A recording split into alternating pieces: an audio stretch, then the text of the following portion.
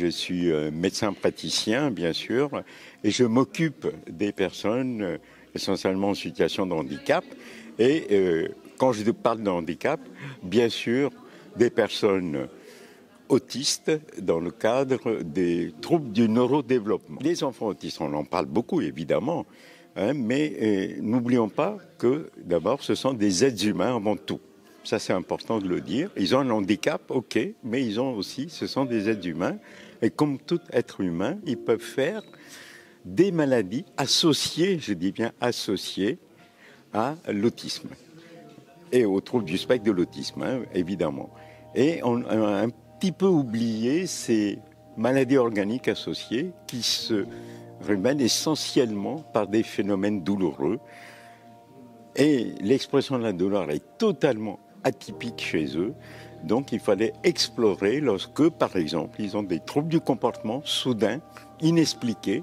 Je ne parle pas lorsque ils ont été frustrés, hein. Ça c'est autre chose. Ils peuvent faire des troubles du comportement parce qu'ils avaient besoin, je ne sais pas, et ils avaient besoin de manger un bonbon, on ne veut pas le donner. Ils peuvent avoir des troubles du comportement. On met ça de côté, mais moi je vous parle des vrais troubles du comportement. Et il fallait rechercher avant tout une pathologie organique, et la plupart du temps, c'est une pathologie organique douloureuse. Et donc, l'expression de la douleur est totalement atypique. Et quand je parle des phénomènes douloureux, des troubles du comportement, ça se manifeste par l'hétéroagressivité, toujours vis-à-vis de la personne qui connaît. Je dis bien, c'est la personne qui connaît, ça peut être la famille, les aidants familiaux, ou le personnel des institutions médico-sociaux, ça peut être l'infirmier, ça peut être l'éducateur, ça peut être le travailleur social. Et puis, aussi, ça peut se manifester par des automutilations. Et donc, il fallait rechercher pourquoi. Et ne pas dire, ah ben non, c'est lié à l'autisme, bon, allez, hop, c'est la psychiatrie. Non. Il fallait impérativement éliminer, je dirais, une pathologie organique douloureuse. Et je crois que c'est important. Ce que j'essaie de sensibiliser le personnel soignant et non soignant également, parce que c'est important aussi que les éducateurs, les travailleurs sociaux puissent aussi, en amont, je dis bien en amont, puissent faire un peu de la prévention pour que ça n'aille pas jusqu'à des troubles du comportement graves, avec des cas complexes, comme on dit. Il faut essayer de détecter ces petits phénomènes. On a beaucoup travaillé. J'ai la chance, moi, d'avoir été nommé au centre hospitalier universitaire de Sherbrooke. On a beaucoup travaillé là-dessus. Et on se rend compte que finalement, même chez eux, chez les personnes autistes, par exemple, l'expression de la douleur est totalement atypique. Un exemple. Je donne juste un exemple. Vous, un individu, ce que j'appelle neurotypique, qui n'a aucun handicap, qui n'a pas de pathologie, etc., etc. Il peut se faire mal, hein, traumatisme, cheville ou quoi que ce soit. Il est capable de l'exprimer. Il peut dire, voilà, j'ai mal, ça m'irradie, c'est un coup de couteau, c'est un éclair, ça me brûle, vous voyez, bon. L'expression de la douleur chez ces personnes, en plus, il faut savoir que dans les troubles du spectre de l'autisme, comme on sait, il y a des personnes qui n'ont pas de déficience intellectuelle, qu'on appelle les Asperger, hein, ce qu'on appelle les Aspi hein, maintenant. Et puis vous avez dans le bas du spectre, ce qu'on appelle des autistes qui n'ont absolument pas de langage, qui ont une déficience intellectuelle sévère, donc ils n'ont pas du tout de langage. Et c'est là où ça pose un problème. Ces personnes qui n'ont pas de langage, leur moyen d'expression, je dis toujours, mais attendez, c'est pas parce qu'ils ne savent pas parler, mais ils ont un autre langage. C'est le langage du corps, c'est le langage corporel. Il faut l'examiner, il faut observer pourquoi ils sont comme ça.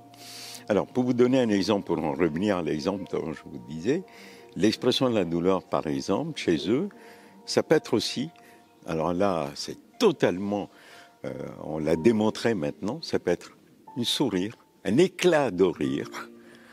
Vous, si vous avez mal, vous n'allez pas sourire ni éclater de rire. Hein. Eux, c'est une expression de la douleur. Vous voyez, pour vous dire comment c'est atypique.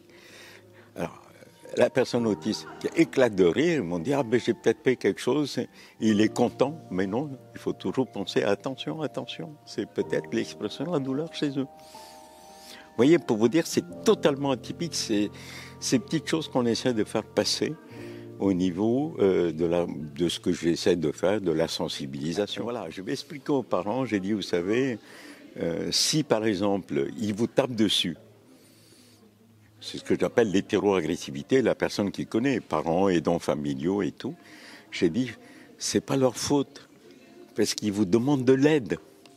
Ils vous demandent de l'aide. Je souffre, j'ai un inconfort, j'ai de la douleur. Il faut me traiter. Donc, le seul moyen, ils n'ont pas d'autre expression, étant donné qu'ils n'ont pas le langage, ils vont taper dessus. J'ai dit, c'est ça qui est important. C'est des petits messages qu'on doit faire passer. Et d'ailleurs, dans l'expression de la douleur, maintenant, on l'a démontré, les signes. Les signes cliniques, ça peut être, je vous ai parlé de l'hétéroagressivité vis-à-vis de la personne qui connaît. L'automutilation fait partie des signes de l'expression de la douleur. Parce qu'ils essayent de calmer. Vous avez mal, qu'est-ce que vous faites? Ils essaient de se calmer en s'automutilant parce qu'ils ont tellement mal.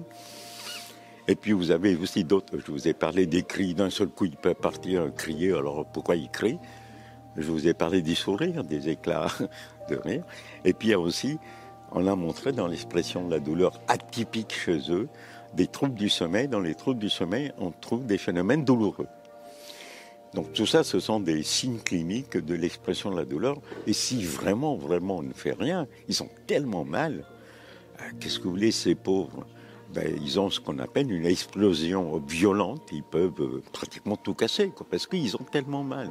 Ils peuvent tout casser. D'accord. Donc c'est ça que j'essaie de faire passer, de faire comprendre, en disant il y a des moyens, il faut essayer de faire la prévention avant. Et puis après, c'est bien beau, on dit il est douloureux, mais il faut aller rechercher l'origine de la douleur. Ça, c'est le travail du médecin. C'est le travail du médecin.